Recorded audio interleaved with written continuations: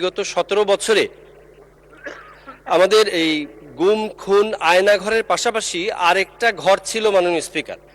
এটা হলো আমাদের হীরক রাজার দেশের যন্তর মন্তর ঘরের মতো একটা ঘর ছিল ফ্যাসিস্টের আমলে। যেরকম হীরক রাজার দেশের সময় ছিল যারা কৃষক বা যারা আপনার খুব হতদরিদ্র, তারা খাজনা দিতে পারছে না, ফসল নষ্ট হয়ে গেছে, তখন তারা যখন প্রতিবাদের জন্য হীরক রাজার কাছে আসতেন তখন তাদেরকে একটা যন্তর মন্তর ঘরে ঢুকিয়ে দেওয়া হতো মাননীয় স্পিকার।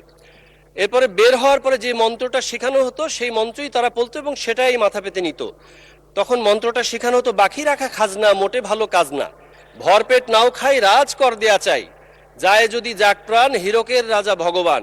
তেমনি ভাবে মাননীয় স্পিকার আমার এলাকা সহ বিভিন্ন এলাকা আমি প্রমাণ সহ দিতে পারবো, এমনও হয়েছে যে আপনার 2009 সাল পর্যন্ত তাকে মুক্তিযোদ্ধা হিসাবে কেউ চিনত না, রাজাকার হিসাবেও চিনত না, কিন্তু 2008 সালের পরবর্তীতে দেখা গেছে যে তাকে রাজাকার বানানোর চেষ্টা করা হয়েছে।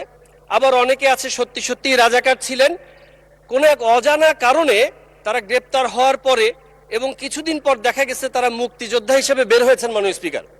তো যদি আপনার আপস মে যখন সমঝোতা হয়ে যায় তখন দেখা গেছে যে রাজাকারও মুক্তিযোদ্ধা হয়ে বের হতো ওই মেশিনের ভেতর দিয়ে, আবার অনেক সময় মুক্তিযোদ্ধারাও যদি সমঝোতা না হয় রাজাকার হয়ে বের হতো। মুক্তিযোদ্ধা তো সমঝোতা করবেই না মাননীয় স্পিকার, তাদের রক্তের উপরে আমরা এখানে দাঁড়িয়েছি।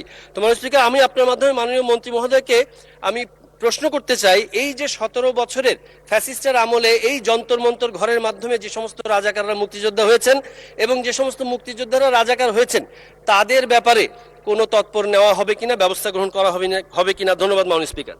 মাননীয় মন্ত্রী। মাননীয় স্পিকার আপনাকে ধন্যবাদ, আপনার মাধ্যমে মাননীয় সংসদ সদস্যকে ধন্যবাদ।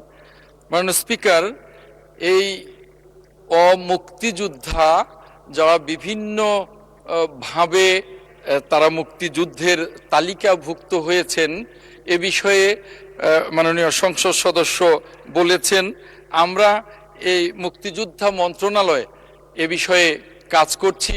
আশা করি যে খুব অল্প দিনের মধ্যেই এই ধরনের অমুক্তিযোদ্ধা যারা তন্তর মন্তর দিয়ে মুক্তিযোদ্ধার তালিকায় সন্নিবেশিত হয়েছেন, তাদের সন্তানদের চাকরি দিয়েছেন এবং তারাও নিজেরা বিভিন্নভাবে বেনিফিটেড হয়েছেন অবৈধভাবে, আমরা এই বিষয়গুলো নিয়ে কাজ করছি মুক্তিযোদ্ধা মন্ত্রণালয়।